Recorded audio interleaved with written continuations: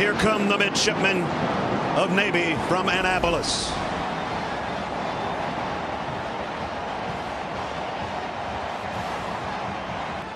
And from West Point, the Black Knights of Army.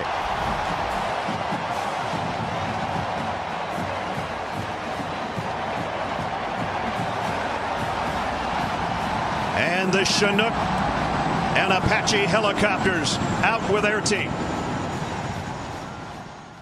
Every year in early December, something remarkable happens. The Army-Navy football game. But this game is so much more than just a football game.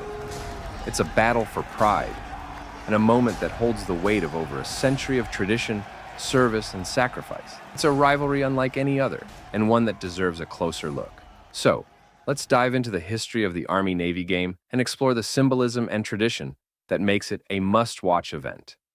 On December 14th, the Army Black Knights and Navy Midshipmen will meet in Landover, Maryland for the 125th edition of the Army-Navy game. But to understand this game, we need to go back to 1890, when the U.S. Naval Academy challenged the U.S. Military Academy to a football game for the very first time.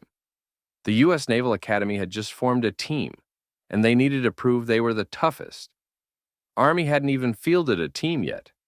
They had to quickly throw one together just to compete. Navy dominated that first match 24-0, and a rivalry was instantly born. Army didn't just want a rematch, they needed one. These two academies were training America's future leaders, and football became a proxy for proving to the nation which branch was superior, and seeing which academy produced the toughest, most disciplined warriors.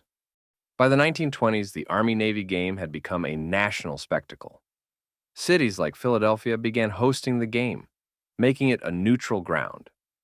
Over the years, the rivalry became an annual pilgrimage, drawing presidents, military leaders, alumni, and fans from across the country. By this point, some of the game's most iconic traditions were born, including the March On, when thousands of cadets and midshipmen flood the field in perfect formation, showing off their precision and pride. And the prisoner exchange, when cadets studying at Annapolis and midshipmen studying at West Point are swapped back to their own academies for the weekend. It's all part of the rivalry, but it's also a reminder, no matter the outcome, they're all on the same team. In the 1940s, wartime added a new layer of intensity to the rivalry. During World War II, the game became a morale booster for the entire nation. These games were more than football. They were moments of pride and hope during some of America's darkest times. One of the most legendary editions of the Army-Navy game happened on December 1st, 1945. World War II had ended just 3 months prior.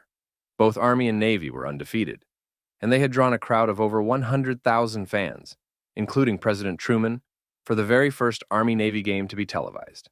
By the 1950s, the Army-Navy game was firmly established as one of the most important events in all of college sports. But even as college football grew more commercialized, the Army-Navy game retained its unique character.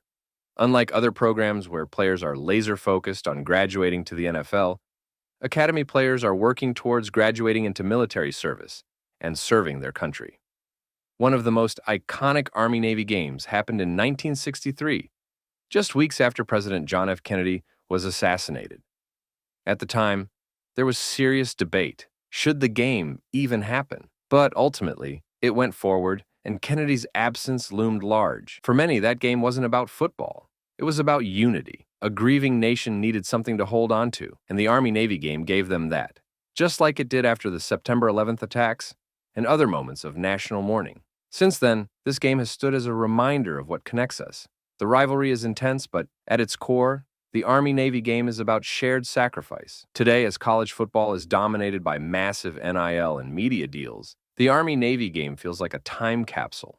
It's still about duty, service, and excellence, not sponsorships or fame.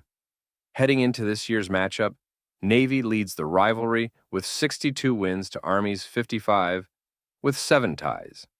So whether you think Army will sink Navy or Navy will beat Army, let us know in the comments which side you think will take home the Commander-in-Chief's trophy on Saturday. And of course, be sure to like the video and subscribe to Veteran Spot for more in-depth historical analysis and updates on current events that matter to you.